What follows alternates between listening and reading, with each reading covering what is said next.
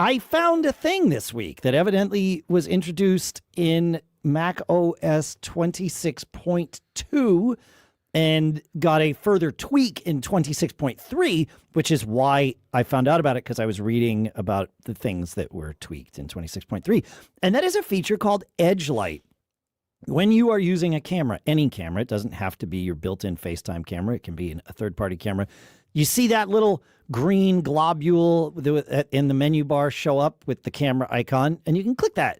And you can turn on things like portrait mode or, the various picture effects and that sort of thing. There's a new one in there called EdgeLight.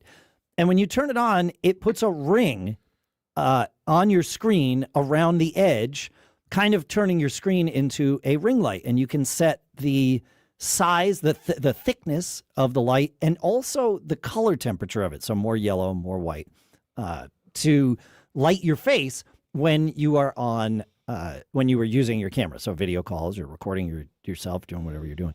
I tried it in a couple of different environments where I think it's really going to shine. Accidental pun acknowledged, is in very dark environments, right? Where you're,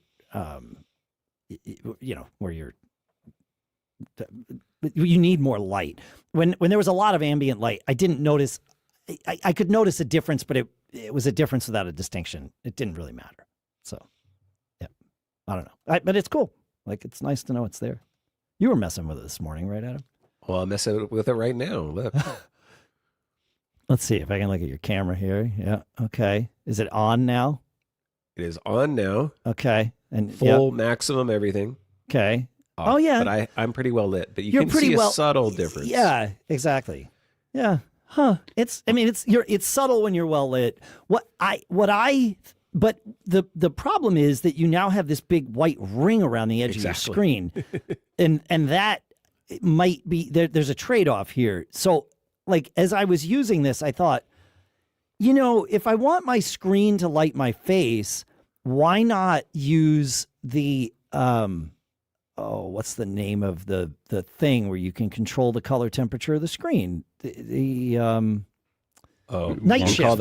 We call that P mode. Yeah. What's that? What's that, Adam? In my house, we call that P mode. Yeah. Because it turns the whole screen kind of a urine yellow tinge. Yeah. That's right.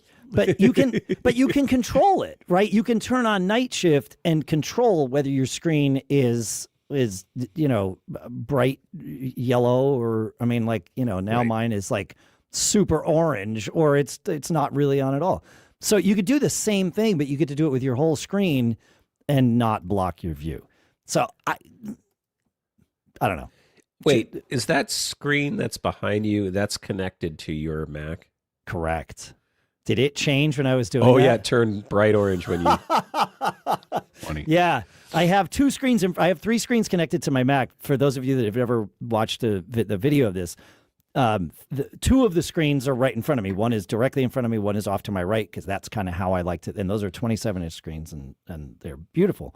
And then I have this really old monitor that's HDMI only. I think it might be 1080p. It's square. And I put it with a really long HDMI cable. I put it behind me, and I show the logo of the show that I'm doing. So that you see the Mac Geek Gab logo or the Gig Gab logo or the Business Brain logo. It's all part of my...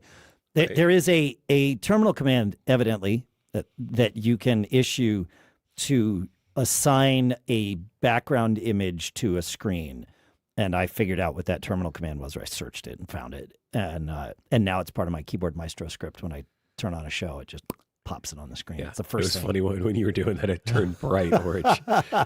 That's great. So there you go. You got to see it. Yeah. So be aware that if there's a screen behind you, it too will change colors if you mess with night shift. So yep. The problem I have with it is glasses, so I get a lot more reflection off my screen when I do that, which is why I try to often go into dark mode when we do the show. But today I'm not. But I find that dark mode is best for doing these things because I don't get that bright white light on my face. Right. And I have other lights. Obviously, I've got I guess I have 3-point lighting. Sure, whatever. There you go. Yeah. I will add a I don't know, maybe it's cool stuff found almost then, but you told me about it years ago, Dave, which is DisplayBuddy, which also allows you to really over control the brightness of your screen. So if you're in a really bright environment and need more light than Apple gives you, DisplayBuddy will go super bright. And it allows me to control other monitors as well. Yeah. Multiple monitors. That's the primary purpose for it. That's what I started using it for, but I never thought about it for going sort of beyond Apple's allowed limits. Yeah. There might be good reason for those limits, Pete. I think I asked ChatGPT, which is never wrong. And it said, no, you're good. So I'm trusting it. Okay. You think Apple Care is going to cover that when my screen burns out?